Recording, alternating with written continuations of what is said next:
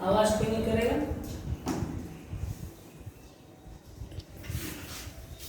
So, chapter name is Nationalism in India. Before discussing the chapter, we come to know about the term called nationalism. But before discussing the term nationalism, it is important to know the situation of India before 1857. Okay? Because the term nationalism is associated with our country, especially after the revolt of 1857. Before 1857 हमारे देश में क्या था कि हम एक राष्ट्र के रूप में नहीं थे, एक नेशन के रूप में नहीं थे, खुद को भारतीय नहीं कहते थे। भारत में क्या था, अलग अलग जगहों पे अलग अलग राज्य हुआ करते थे, उस राज्य के अपने राजा होते थे और वो राजा अपनी प्रजा के ऊपर शासन करता था।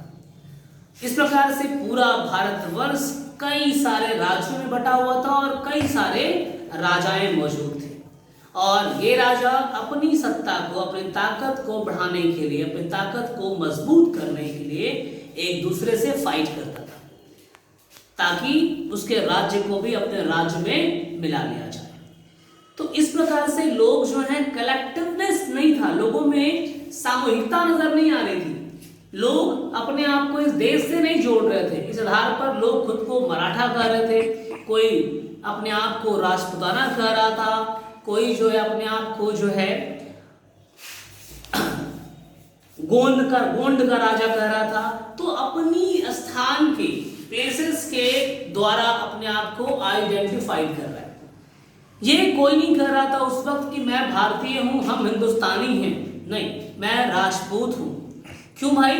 तो राजपूताना टेरिटरी से वो बिलोंग करता था। कोई कहता है मैं मराठा हूं क्योंकि वो मराठा टेरिटरी से बिलोंग कर रहा है। ठीक है? इस आधार पे भारत कई भागों में बटा हुआ नजर आया और इसी का फायदा हमारे देश में अंग्रेजों ने लिया और हमारे ऊपर 200 सालों तक राज्य किया।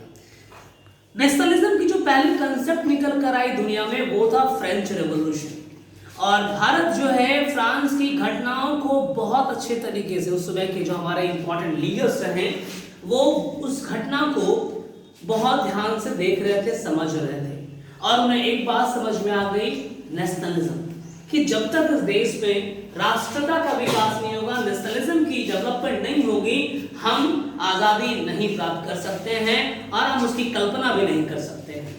हमें एकजुट होना होगा, यूनाइट होना होगा, तब जाकर हम अपने आप में क्या होगा, हम जीत पाएंगे इन अंग्रेजों से। अन्यथा हमारी हार तय है और हम 200 साल क्या लंबे समय और भी 200 साल तक गुलाम रह सकते हैं अगर हम अपने आप को मजबूत नहीं किए, अपने आप को यूनाइट नहीं किए। अब नेशनलिज्म को अगर यूरोपियन हिस्ट्री के हिसाब से समझा जाए तो यूरोप में नेशनलिज्म के बारे में कहा गया it is associated with the formation of nation states. तो यूरोप में कहा गया, जो हम लोग चैप्टर फर्स्ट पढ़ेंगे क्लास 10 का first chapter nationalism in Europe, वहां पर इस कंसेप्ट को भी रखा गया है और नेशन के डेफिनेशन में वहां पर अर्नेस्ट रेनन ने एक डेफिनेशन भी दिया है, वो उस जगह पढ़ेंगे। पर यहाँ पर यूरोपियन कंटेक्स्ट के पॉइंट ऑफ व्यू से नेशनलिज्म का मेन एम था क्रिएशन ऑफ नेशन स्टेट्स, एक राष्ट्र का निर्माण करना।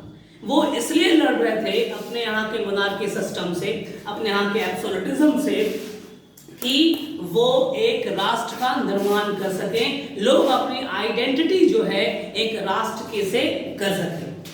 और the philosophy for creation of nation states, a change in people's understanding। अब ये जो फिलॉसफी थी नेशनलिज्म की फिलॉसफी, क्यों भाई हमें ये राष्ट्रता का फिलॉसफी क्यों स्वीकार करना है? Why we are going to accept the philosophy of nationalism? So according to this, it was clearly stated that with the help of, by understanding the philosophy of nationalism, people's understanding of who they were, वो ये समझना शुरू करेंगे कि वो हैं कौन। ठीक है?